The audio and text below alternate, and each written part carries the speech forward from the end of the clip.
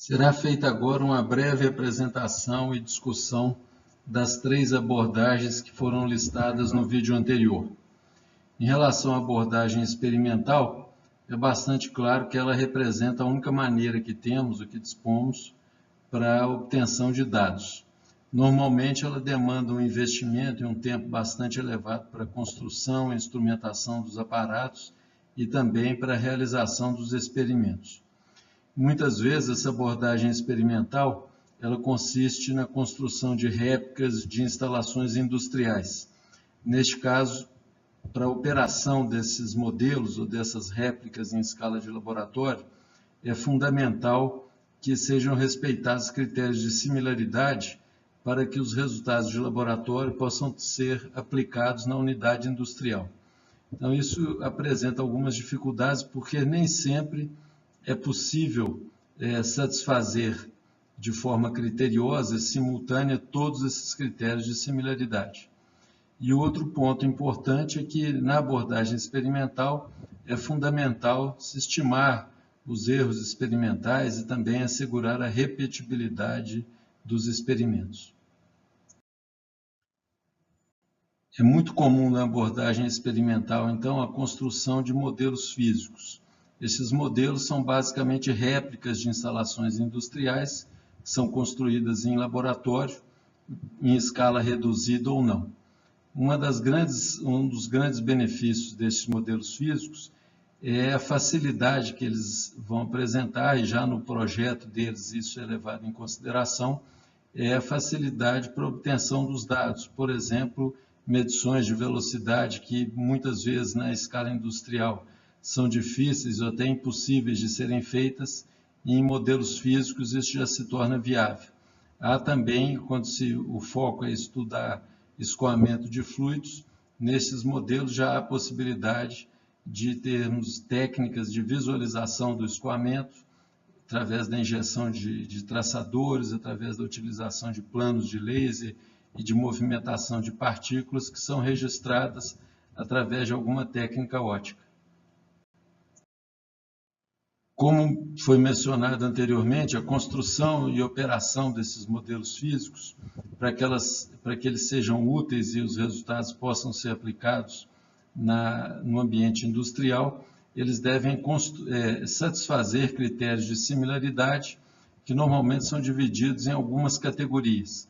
Tem o critério de similaridade geométrica, que está associado à similaridade das dimensões, ou seja, se formos construir em alguma escala, todas as dimensões devem ser reduzidas a essa mesma escala. Tem os aspectos de similaridade mecânica, que está associada à similaridade estática relativa aos campos de tensão e deformação, a similaridade cinemática, que está associada à similaridade dos tempos em que os eventos vão ocorrer. Há também a similaridade dinâmica, que está relacionada à similaridade das forças de pressão, forças inerciais, de gravidade, viscosidade, similaridade térmica, quando está envolvido o processo de transferência de calor, e similaridade química, quando estamos estudando problemas de transferência de massa. Usualmente, esses critérios de similaridade eles são especificados através da igualdade na unidade industrial e na unidade de laboratório, da igualdade de determinados números adimensionais.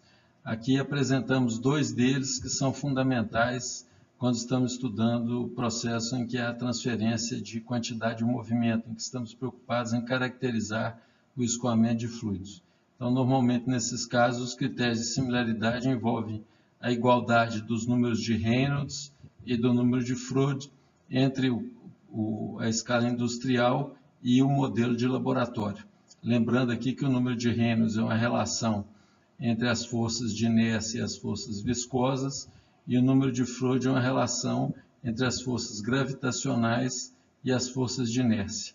Esses dois números são muito comuns de serem utilizados como critério na construção de modelos físicos de representação de instalações que são utilizadas em processos siderúrgicos, tais como panela de aciaria, distribuidor, molde de lingotamento contínuo. Uma técnica experimental que já é usada há bastante tempo, que continua sendo utilizada, é o túnel de vento. Aqui nós temos uma figura, já a gente pode observar pela vestimenta da equipe aqui, que é uma foto já um pouco antiga, mas ilustrando, né, a construção de um túnel de vento. Normalmente você utiliza medições de pressão, injeção de fumaça para ver os campos de escoamento do fluido em torno do objeto, e aí ele implica necessariamente na construção de protótipos e alteração na configuração desses protótipos para otimizar o projeto de aeronaves, de veículos, de algum componente que se esteja estudando. Nesse slide nós temos exemplo de modelos físicos de instalações metalúrgicas.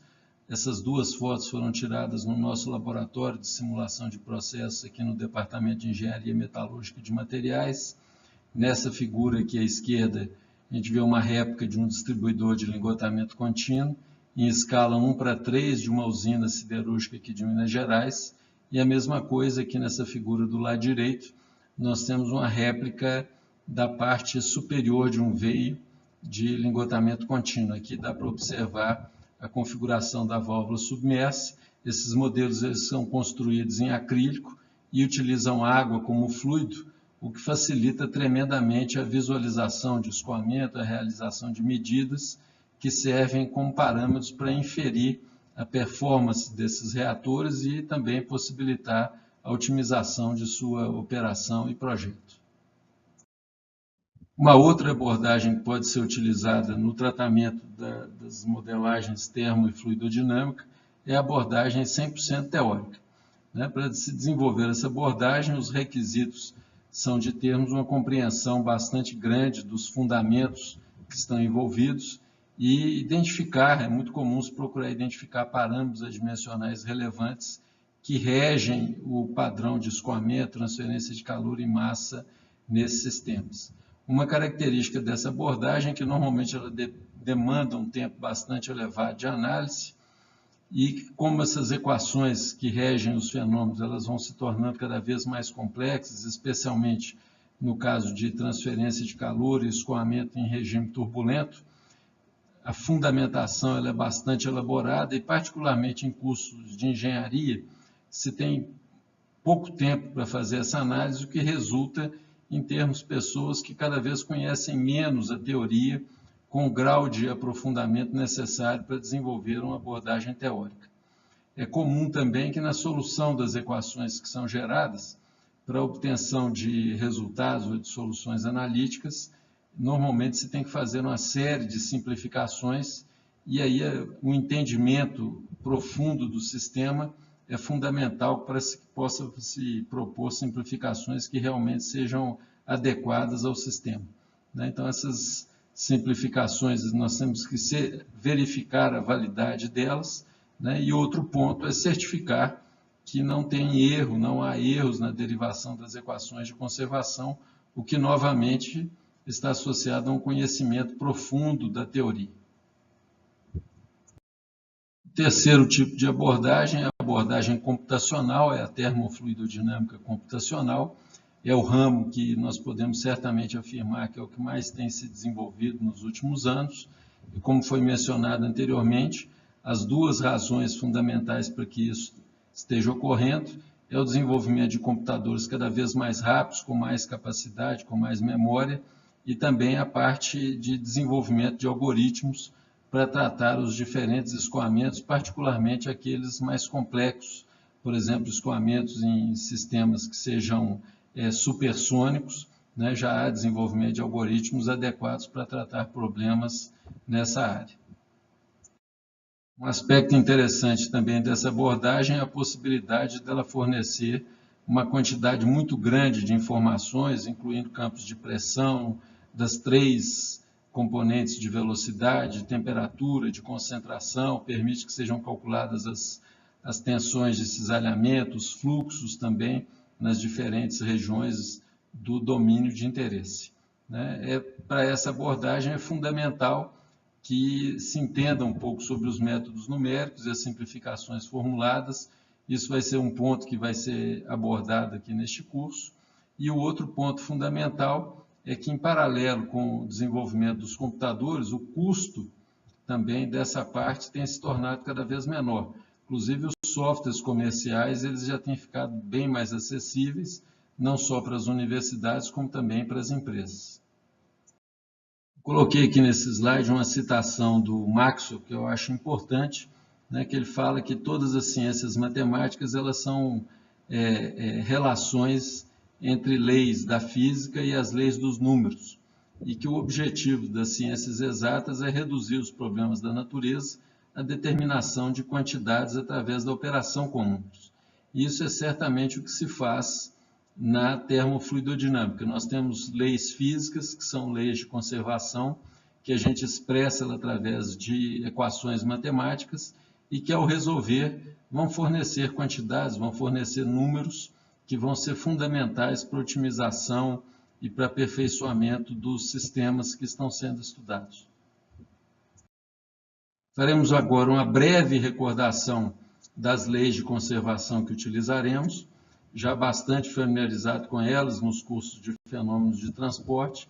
Nós temos a equação de conservação global de massa, também conhecido como equação da continuidade, que é desenvolvida para um elemento infinitesimal. A referência que normalmente se utiliza, a abordagem que normalmente se utiliza na proposição deste balanço é uma abordagem euleriana, em que temos um elemento de volume fixo no espaço, e aí contabilizamos as taxas de entrada, saída e de acúmulo de massa nesse elemento infinitesimal. Isso gera uma equação diferencial que é conhecida na literatura como equação da continuidade e que foi derivada lá no curso de fenômeno de transporte na área relativa à transferência de quantidade de movimento. A expressão matemática que representa esse princípio de conservação global de massa é apresentada aqui. Taxa de entrada de massa menos taxa de saída de massa é igual à taxa de acúmulo de massa no nosso elemento de volume. Expressando isso em termos das grandezas, densidade, volume do elemento de volume, das suas dimensões, é possível então transformar essa equação numa equação diferencial que representa este princípio. A equação geral obtida é expressa então através dessa equação diferencial, onde ρ é a densidade, U, V e W são as três componentes ortogonais da velocidade nas direções x, y e z. Essa equação aqui está apresentada para coordenadas cartesianas, mas há expressões análogas para outros sistemas de coordenadas, tais como coordenadas cilíndricas ou esféricas. Essa equação pode ser escrita com notação mais compacta, dessa forma que está apresentada aqui, ou então dessa maneira. Normalmente, em artigos técnicos, elas são apresentadas nessas formas mais compactas, mas é importante, então, lembrar que a origem disso, dessas equações, ou dessa equação, é o princípio de conservação de massa. Esse termo está associado à parcela de acúmulo, e essas três parcelas, as taxas de entrada e saída nas três direções ortogonais. Uma maneira alternativa ainda de apresentar essa equação da continuidade é agrupar os diferenciais ou as derivadas. Então, nesse caso aqui, foram colocados do lado esquerdo todos os termos que têm derivadas da densidade e do lado direito os termos que têm derivadas da velocidade ou das velocidades com as posições. E aí uma última notação, ainda mais compacta que as anteriores, envolve a derivada total da densidade com o tempo, em função de menos ρ, esse operador diferencial do vetor velocidade. A outra equação fundamental para estudo da transferência de quantidade de movimento e determinação de perfis de velocidade de fluidos é desenvolvida ou é obtida a partir da segunda lei do movimento de Newton, apresentada aqui em duas versões. Aqui uma versão mais simplificada dela, que diz que o somatório de forças atuando na direção x num dado corpo é igual ao produto de sua massa vezes a aceleração. Essa versão aqui é válida para um corpo com massa constante. A versão mais geral, e que foi anunciada pelo Newton, é que o somatório de forças atuando numa dada direção é igual à taxa de variação da quantidade de movimento nessa direção. Então, vocês veem que essa lei é uma lei vetorial. Aqui nós temos somatório de forças na direção x e U é a velocidade na direção x. Nós teríamos mais duas leis semelhantes a essa, expressas nas outras duas direções ortogonais. Então, utilizando um referencial euleriano fixo no espaço, nós podemos reescrever a equação de conservação de quantidade de movimento nessa forma: taxa de entrada de momentum ou quantidade de movimento menos taxa de saída, mais o somatório de forças externas, igual a taxa de acúmulo, de acumulação de quantidade de movimento. Isso, mais uma vez, na hora de ser equacionado, de se avaliar essas parcelas, nós devemos lembrar que as taxas de entrada e de transporte de quantidade de movimento, de um modo geral, elas podem se dar por dois mecanismos, que são os mecanismos de difusão e convecção.